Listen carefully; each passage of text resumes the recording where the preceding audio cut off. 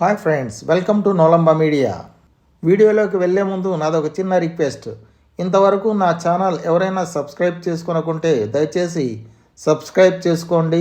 Video చివరిదాకా చూడండి. నచ్చితే లైక్ చేయండి, అలాగే షేర్ చేయండి.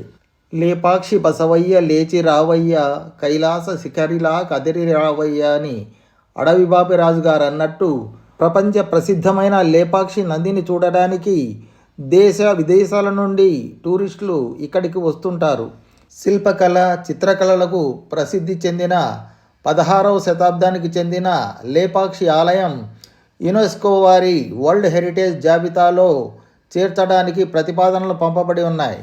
విజయనగర సామ్రాజ్యాన్ని అచ్యుతదేవరాయలు పరిపాలిస్తున్న కాలంలో వారి కింద పెనుగొండ పాలకుడుగా పనిచేయుచున్న విరుపన్న ఈ ఆలయాన్ని క్రీస్తు శకం 1530వ సంవత్సరంలో ప్రారంభించి క్రీస్తు శకం 1540వ సంవత్సరంలో పూర్తి చేశారు. ఇప్పుడు మనం ఆలయ ముఖద్వారం ద్వారా ప్రధాన ఆలయంలోకి ప్రవేశించబోతున్నాము. ప్రధాన ఆలయ ముఖద్వారంపై చెక్కిన అందమైన శిల్పకళ చూపరులను ఇట్టే ఆకర్షిస్తుంది. ఇప్పుడు మనము ప్రధాన ఆలయంలో ఉన్న నాట్య మండపంలోనికి ప్రవేశించబోతున్నాం.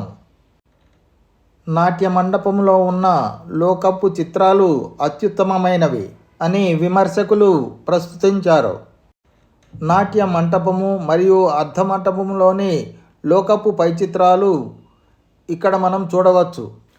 వీరభద్రాలయం గర్భగుడికి ఎదురుగా ఉన్న వర్తులాకారపు నాట్య మంటపంలో స్తంభాలపైన నారదుడు, తుంబురుడు మరియు ఇతర వాయిద్యాలు వాయించుచుండగా దేవ నర్తకీమణులు నాట్యం చేస్తున్నట్టు అద్భుతమైన శిల్పాలు చెక్కబడి ఉన్నాయి.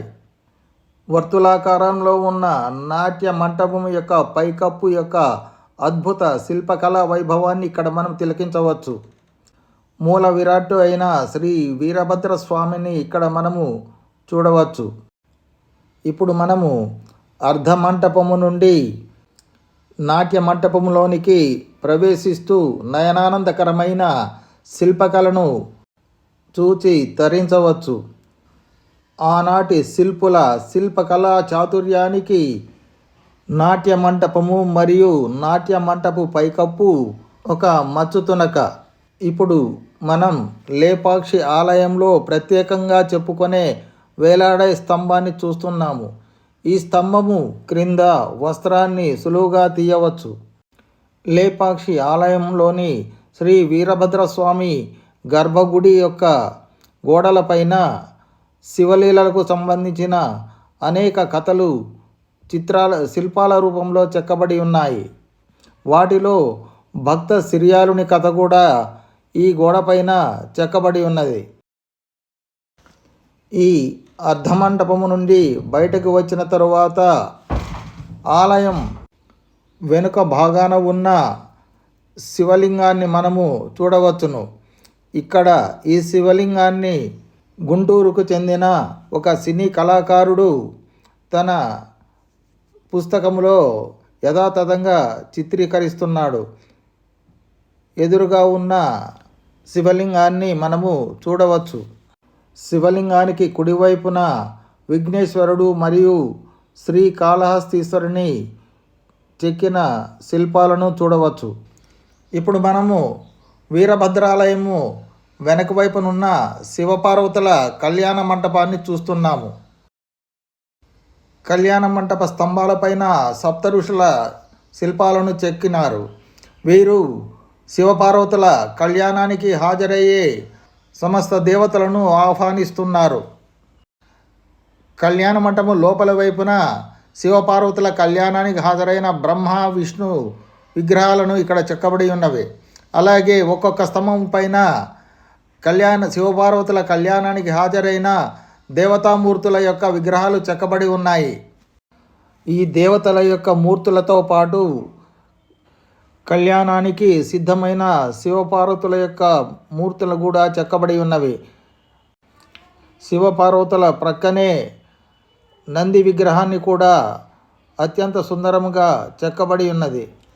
మనం చూస్తున్న ఈ గ్యాలరీ శివపార్వతుల వివాహానికి హాజరైన దేవతలు ఆసీనుడవడానికి ఏర్పాటు చేయబడినది. ఈ గ్యాలరీ స్తంభాలపై ఒక్కొక్క స్తంభంపై ఒక్కొక్క రకమైన డిజైన్ చెక్కబడి ఉన్నది. ఈ డిజైన్లు ధర్మవరం పట్టుచీర బార్డర్కు ఉపయోగించేవారు.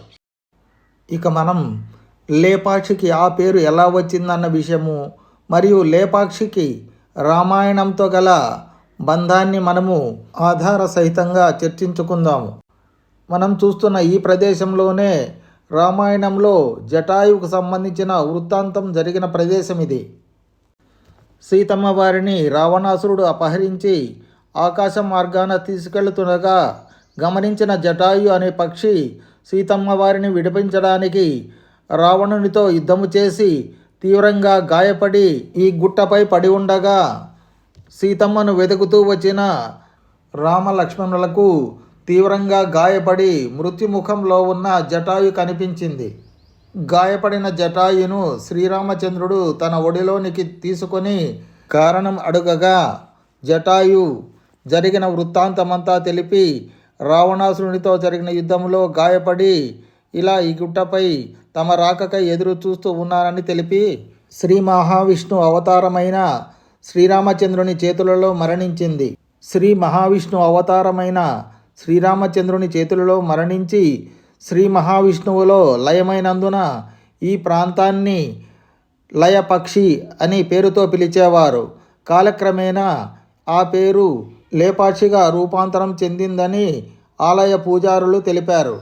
ఇక ఈ ప్రదేశంలో రామాయణానికి సంబంధం ఉన్నట్టు చెప్పుకొనుతున్న చారిత్రక ఆధారాలను పరిశీలిద్దాం. ఈ ప్రదేశంలోనే సీతమ్మ వారిని అపహరించుకు వెళుతున్న రావణాసురుడితో జటాయు యుద్ధం చేయగా జటాయు దాటికి రావణాసురుని విమానము పట్టు తప్పగా విమానంలో కూర్చున్న సీతమ్మ వారు పట్టు కోసం భూమిపై కాలు మోపిన ప్రదేశం ఇది. ఆమె పాదముద్ర ఈ బండపై ఇప్పటికీ కనిపిస్తుంది. ఇప్పటికీ భక్తులు సీతమ్మ వారి పాదపూజ చేస్తున్న దృశ్యము ఇందులో చూడవచ్చు. సీతమ్మ వారి పాదముద్ర ఉన్న ప్రదేశంలోనే హనుమ ఆలయం నిర్మించబడింది. ఈ ఆలయానికి మరోవైపున మనం చూస్తున్న ప్రదేశంలో భోజనం చేయడానికి అనువుగా రాతిపై భోజన పళ్ళ్యాలు చెక్కబడి ఉన్నాయి. ఇక్కడ మనం చూస్తున్నది రఘునాథ స్వామి ఆలయం వెనుక వైపు పక్కనే ఆంజనేయ స్వామి ఆలయం కూడా కలదు. రామాయణ గాథతో సంబంధం ఉండటమే కాక శిల్ప చిత్రకళతో ఈ ఆలయం జగత్ ప్రసిద్ధి కాంచింది.